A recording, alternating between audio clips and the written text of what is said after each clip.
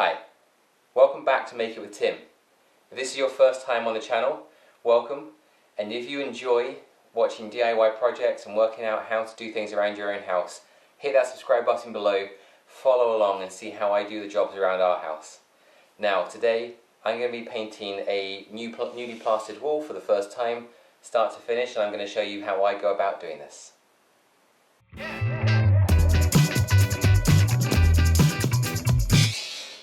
As you can see, I've got a newly plastered wall behind me and it's all beautifully dry. If you look at this clip right here, you'll see once it's newly plastered, it starts to dry, you get dark patches and light patches. Before you do anything to your wall, you need to wait until the whole wall is beautifully light and that kind of creamy pale pink that you can see behind me right here.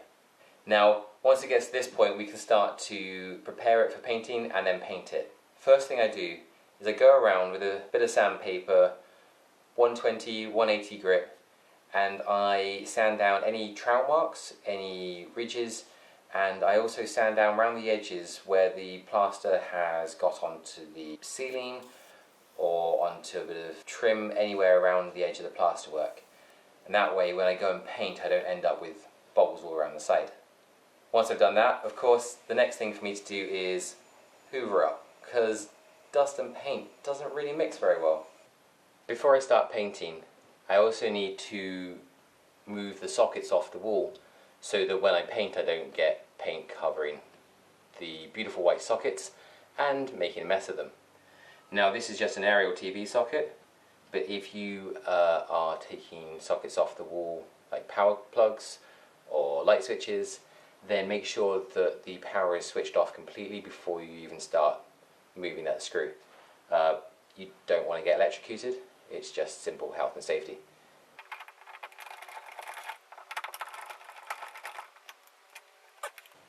There we go, it's opened up. If the screws at the back were longer, I would actually leave it screwed in.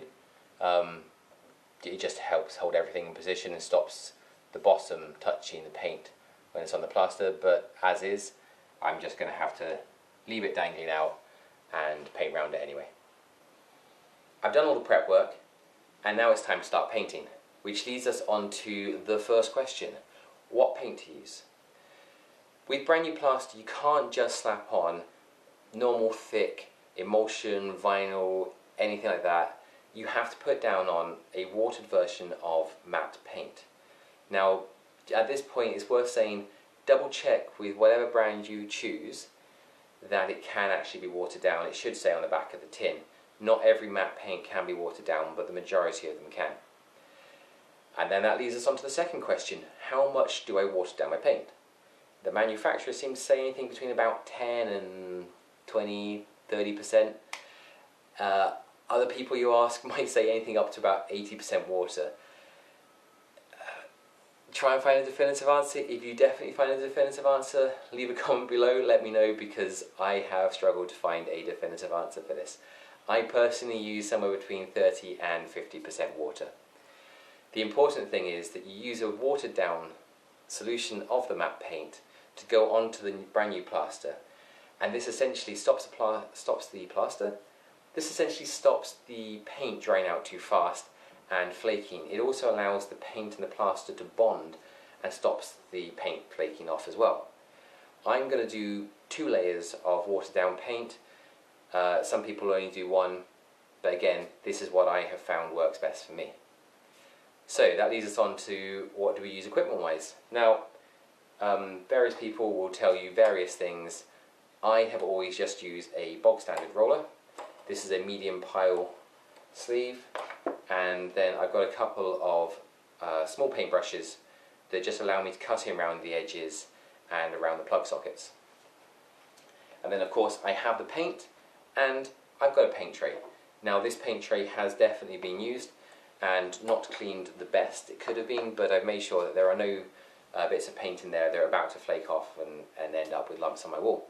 So let's get painting. When I start painting, I prefer to cut in first and then do the filling in. As you can see, I'm using a paintbrush to go around the edges, and yes, I haven't put down masking tape. That's because I personally prefer to freehand it. If you feel safer putting masking tape down first, then go ahead. There's nothing wrong with it. So I then fill in the center with a roller, and again I tend to go two directions with my roller just to make sure that I've got as even a coverage as I possibly can. Here's a useful little trick that my parents taught me.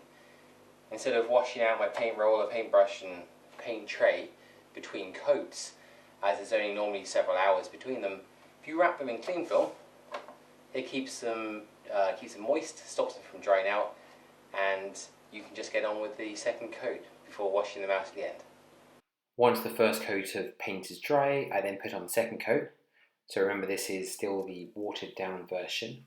I know it looks quite solid on the video, but in reality, actually, you can still see the plaster work a little bit through the first coat of paint.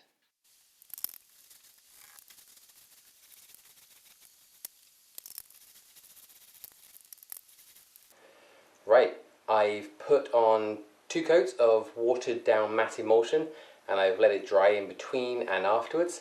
It's now time to put on my top coat. This one isn't watered down. At this point I just start painting like I would normally start painting, so I'm going to put on 2 coats again of my top colour, and let's see how it looks at the end. Most paint manufacturers say that you need to make sure that your paint is well mixed. I tend to just use a stick, as you can see here, it's my paint mixing stick, but you can also use various other things to make sure the paint is thoroughly mixed before you start painting. When it comes to painting the wall with the top coat, I actually do exactly the same process as when I'm putting the watered down paint on. I freehand the edges, as you can see here. It's quite a slow process, but I have saved time by not putting masking tape down, so all in all it seems to equal out. And then I just do the rest of it, but you don't need to see me paint 2 lots of top coat, as you've already seen me paint 2 lots of watered down. So let's cut to the end. We've taken the wall from bare plaster, brand new plaster, right through to its finished top coat. Now I hope that you found this useful and you'll be able to now go and paint your own bare plaster walls with full confidence. This of course is how I've done plaster walls. You will probably find other advice out there, and if you have any of your own experiences, then please leave them in the comment section below. I love to learn new tips and tricks wherever I can get them. So I've still got more to do in this room. I need to put skirting board around the bottom of the room, and if you come back for another video I will show you exactly how I get perfect mitre joints on those corners, whether they are 90 degrees or otherwise.